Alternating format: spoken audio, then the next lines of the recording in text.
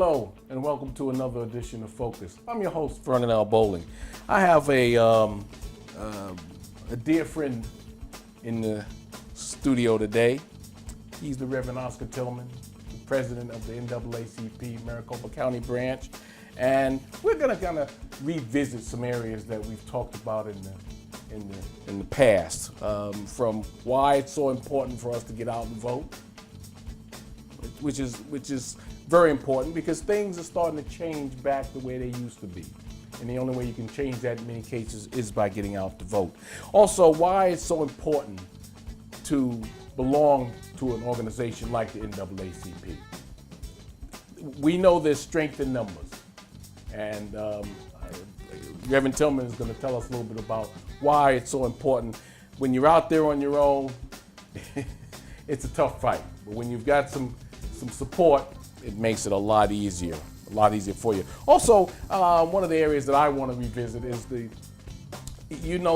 when I was in school, to see a police officer in school was unheard of. You really just didn't see them.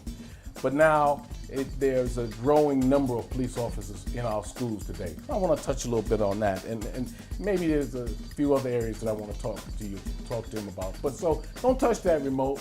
We're going to talk to the NAACP today. We're going to talk to the Reverend Tillman, who is very informative and will bring light to a lot of areas that you may not even have heard about. So stay with us. We'll be right back when Focus continues.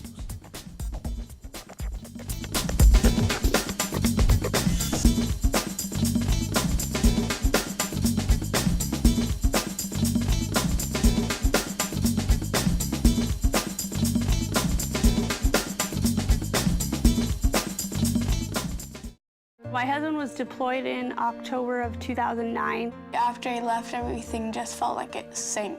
Just didn't really like life at the time. The hardest thing was just trying to figure out a new routine. When you're a military family, things like the arts really are extra here at ASU Gamage. The Arizona Lottery enables 200 military dependents to come to the theater 3 times a year. This is our way of saying thank you, and we can never say thank you enough.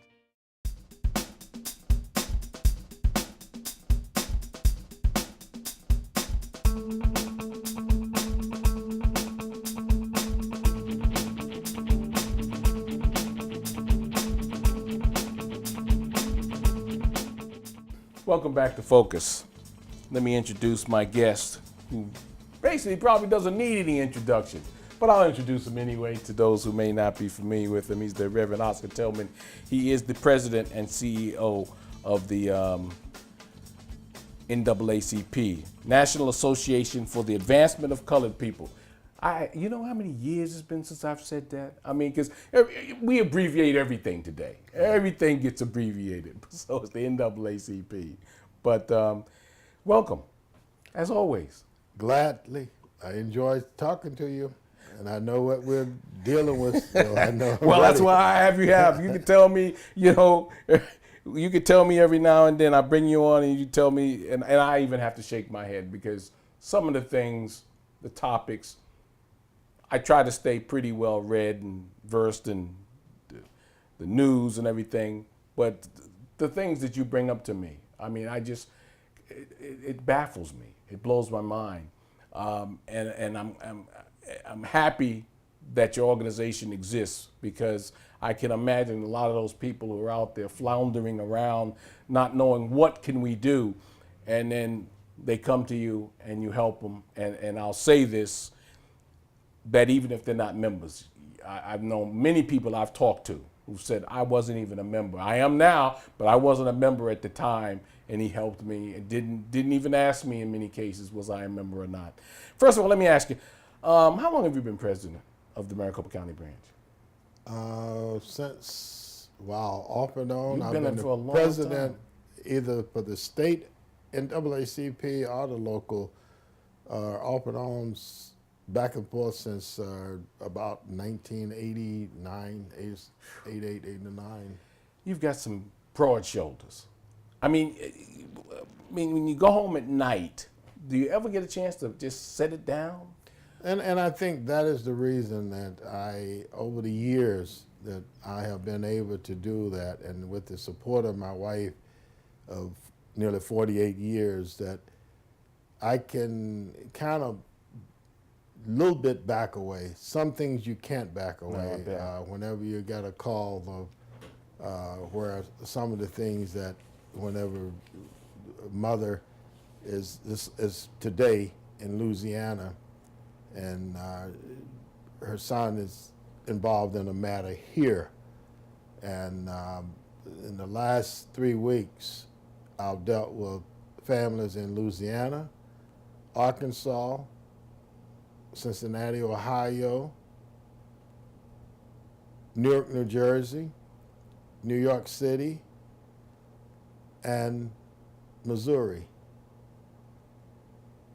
all trying to help a family member here that's been involved in some form of law enforcement.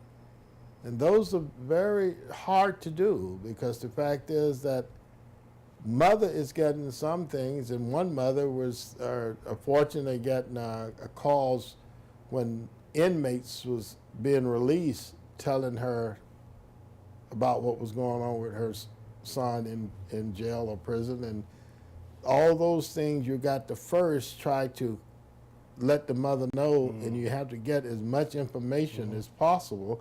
And that's one of the reasons that I'm very pleased with the relationship that I've been able to foster with the police and the Department of Correction and those that, and even the sheriff, that we're able to get to the bottom of it. One mother was very concerned. She wasn't hearing from her son, and the commander of the jail went down and immediately and had made contact so that to find out just what was what. So those type things help someone back on the East Coast or the West Coast to know that, okay, now we can move on and try to help them in a different way. But it's got to be a tough thing if you're a mother or father sitting in Louisiana and your child is in trouble here, and you're hearing all kind of things until somebody that can give you some basic things and you trust them.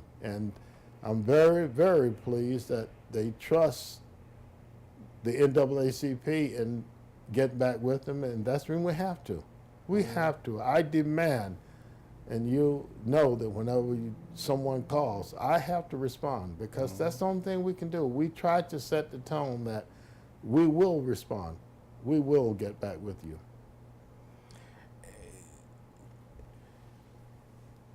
How many members approximately do you have in the local branch of the NAACP? And why is it, if someone says to you, well, why do I need the NAACP? What do you tell them? You need the NAACP because the fact is that maybe not just here, but if it wasn't for the NAACP, who would have spoke up for Trayvon Martin? You can reach out. You reach out. Who, in the last year, Maricopa County NAACP branch have been instrumental in about 6 things going to court. That's, beyond comprehension for an organization that fluctuate. We try to keep our membership between the 500 to the 1,000 range. We would love to have what Detroit have, 50,000, but we don't. But we try. So we try to stay in, with that kind of a power base behind us, because the fact is that we are stepping up. Whenever someone says the death penalty, we're there. When someone says stand your ground, we are there. When someone say that, what about this racist deal that if a person wants to go to a doctor and talk about a health issue, a female, and they think, well, there's race involved, you can't take it to the doctor or whatever. It's not about race. It's a personal deal. And to speak out, we believe if you, regardless of what religious organization you're with, if they Their rules and policy says that marriage in this organization be this way, it's okay. But I have a problem when the state gets involved and start making rules. To me, that's a little bit beyond, because they don't have to. If you want to say that you are a member of this religious denomination and they do not honor this or that, then you stay with them or you leave. There's no one that says you got to stay with the religious organization that don't honor what you believe in. Right, right. But to put laws in to say you got to do it, we can't forget. I am a product of laws that say I couldn't sit in the front of a bus. I grew up in that era. Yeah. I'm a product of the laws that says that on the day that Dr. King was making his speech, I was working in a restaurant in Charlotte, North Carolina that I couldn't eat in.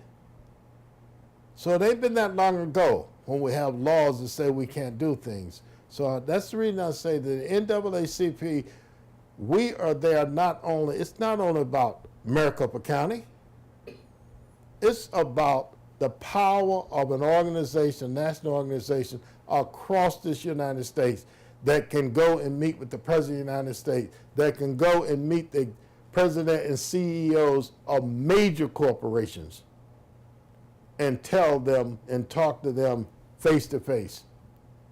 Because the fact is they know that if that major operation says that we don't think we need to have our people coming into your XYZ, it means something. You're also very instrumental in the youth organizations. Yes. Tell us a little bit about it. I just made a call to the city manager of Peoria, where they have a young kid that's an adjutant on the city council. Our former president CEO, Mr. Nfome, made it a point. He did not want to see you at any conference, any convention, or anywhere if you didn't have some youth behind you. Because he said, how can you show them and lead them if they're not there with you? That's true. Every meeting we have our youth sitting in the meeting with us. Every meeting we have. Because that's what we want. That's how we're going to bring them to understand and see and hear what is going on. And that's why we nearly go broke every year, ensuring that our youth gets to all the conventions, all the regional conferences, and all the state conferences. Excellent. Our youth there, because that's how you're going to train them if they're not there.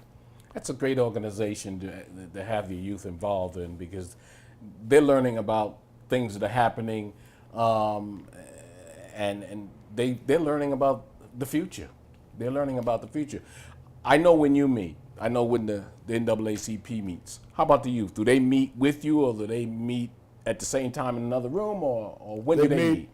Immediately after us. Okay. Because the fact is that normally their leadership, president and those, they sit in our meeting.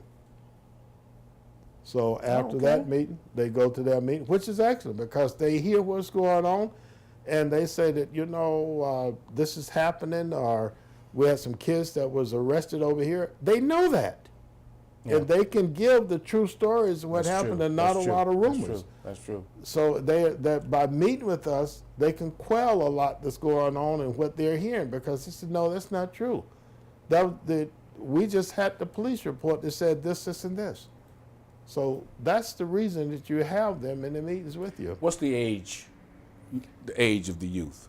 To be a youth, you can be a youth up to the age of 25. The youngest?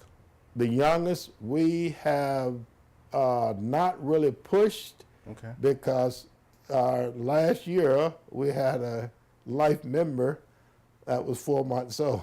That's beautiful. So that's okay. 4 months old. 4 months old. Our youngest life member last year.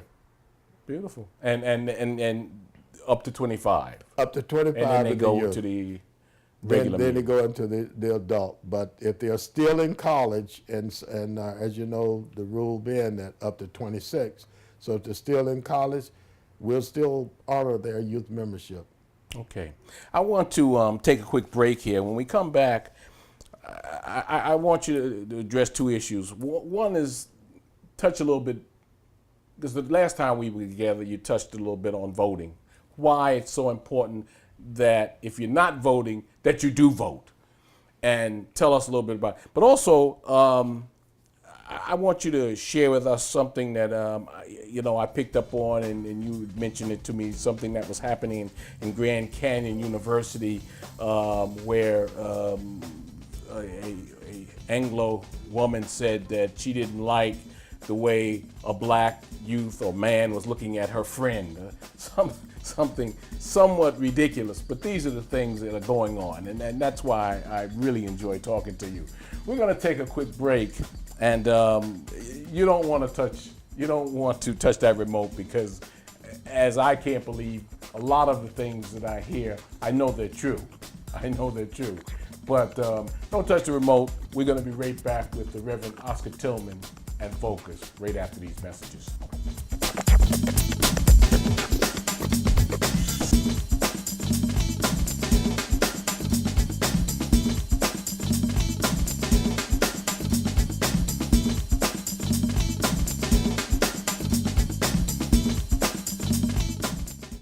My husband was deployed in October of 2009. After he left, everything just felt like it sank. Just didn't really like life at the time. The hardest thing was just trying to figure out a new routine. When you're a military family, things like the arts really are extra here at ASU Gamage. The Arizona Lottery enables 200 military dependents to come to the theater 3 times a year. This is our way of saying thank you, and we can never say thank you enough.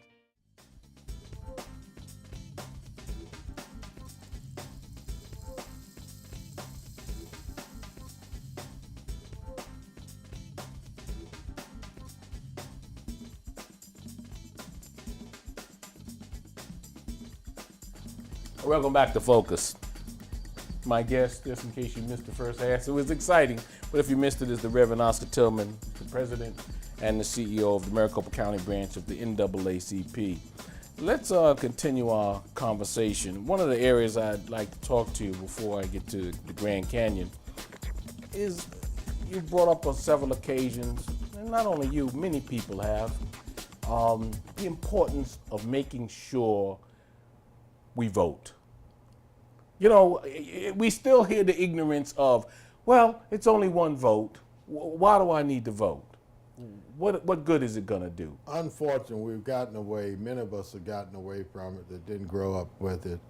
It was utmost important whenever in the 50s and 60s that we were attempted to vote. In many ways that they polled taxes, and Right.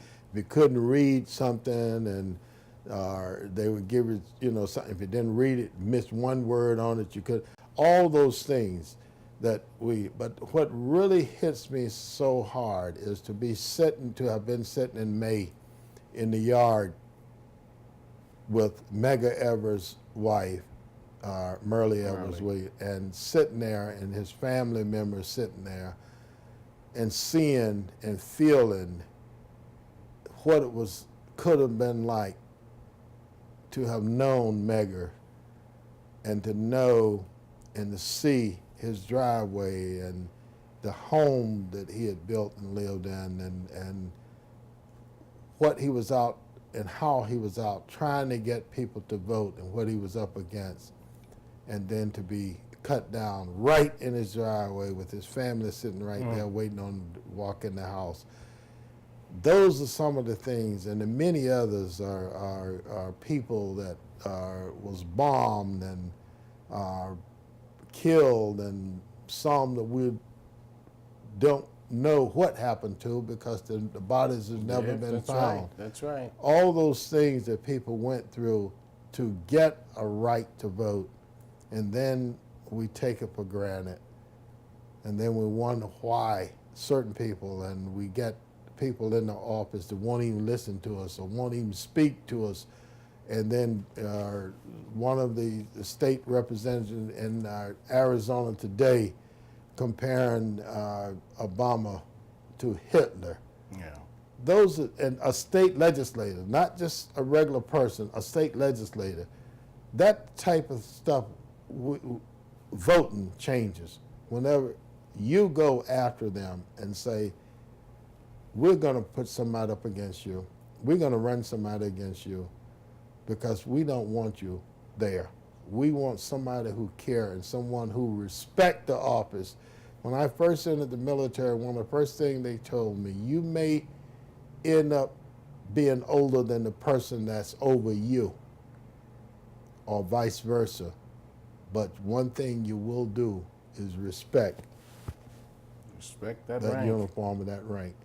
And that's what I've always done. Sure, I had many things when I was in law enforcement and standing up for security for some of the presidents that I really didn't care for. But my job was to protect them and to put security down for them. I respected that position. So that's the reason we've got to get our folks out to vote. And the other thing is they're trying to stop it again. Oh, yes. So, I mean, just that should make you want to vote.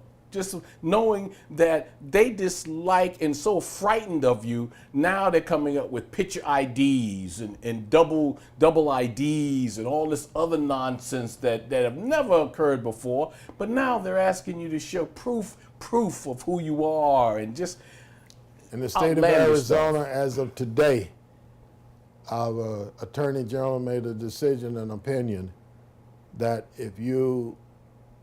there are two calibers of voters in the state of Arizona. One can vote federally. The other can vote both federally and state. But if you are not a citizen of the United States, you cannot vote state. Although you may be legally here, but if you're not a citizen, you can't vote state. That the decisions were made today by the Arizona State Attorney General Tom Horn. So there's two calibers of voters in the state. As a matter of fact, one of the writers for one of the papers here put it as officially a second class of voters. But we've been the second class voters historically and culturally.